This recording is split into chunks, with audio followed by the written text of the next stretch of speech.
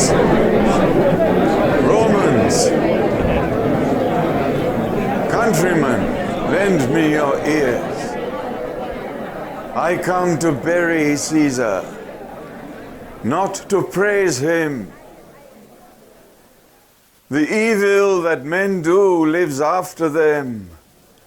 The good is oft interred with their bones. So let it be with Caesar. The noble Brutus hath told you Caesar was ambitious. If it was so, it was a grievous fault, and grievously had Caesar answered it. Here, under leave of Brutus and the rest, for Brutus is an honorable man, so are they all honorable men, come I to speak at Caesar's funeral. He was my friend, faithful and just to me. But Brutus says he was ambitious, and Brutus is an honorable man. He hath brought many captives home to Rome, whose ransoms did the general coffers fill. Did this in Caesar seem ambitious? When that the poor have cried, Caesar hath wept. Ambition should be made of sterner stuff. Yet, Brutus says he was ambitious, and sure, he is an honorable man. You all did see that on the Lupercal, I thrice presented him a kingly crown, which he did thrice refuse. Was this ambition? Yet Brutus says he was ambitious. And Brutus is an honorable man. I speak not to disprove what Brutus spoke, but here I am to speak what I do know. You all did love him once, not without cause. What cause withholds you then to mourn for him? O judgment, thou art fled to brutish beasts, and men have lost their reason. Pardon me, my heart is in the coffin there with Caesar, and I must pause till it come back to me.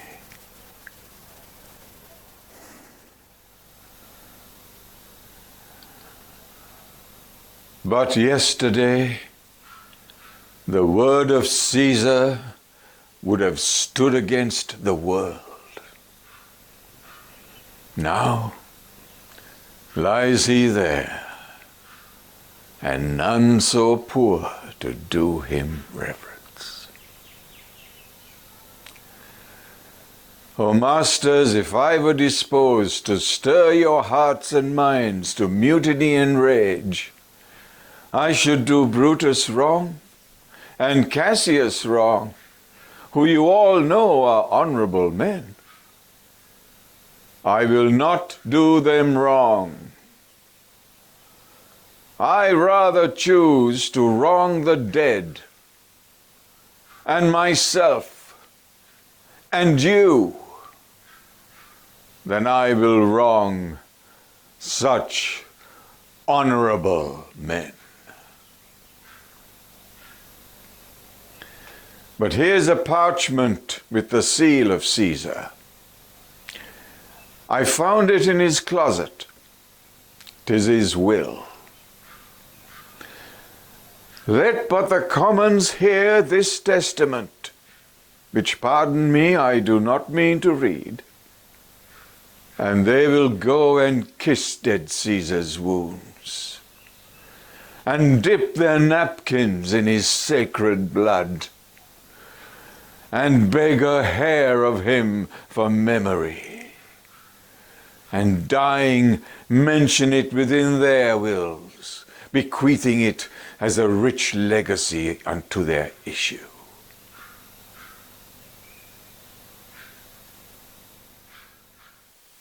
Be patient, gentle friends.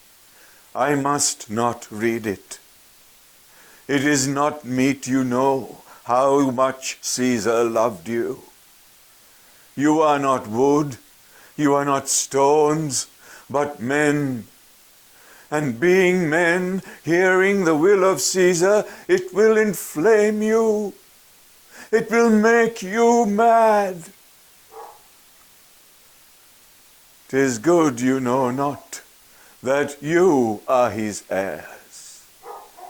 For if you should, what would come of it?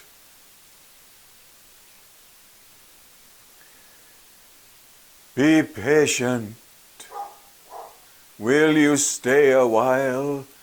I have overshot myself to tell you of it. I fear I wrong the honorable men whose daggers have stabbed Caesar. I do fear it. You will compel me then to read the will. Then make a ring around the corpse of Caesar, and let me show you him that made the will. Will you give me leave? Shall I descend?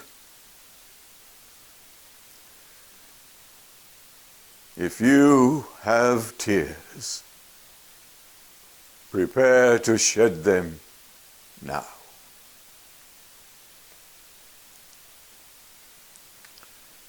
You all do know this mantle. I remember the first time ever Caesar put it on. 'Twas a summer's evening in his tent.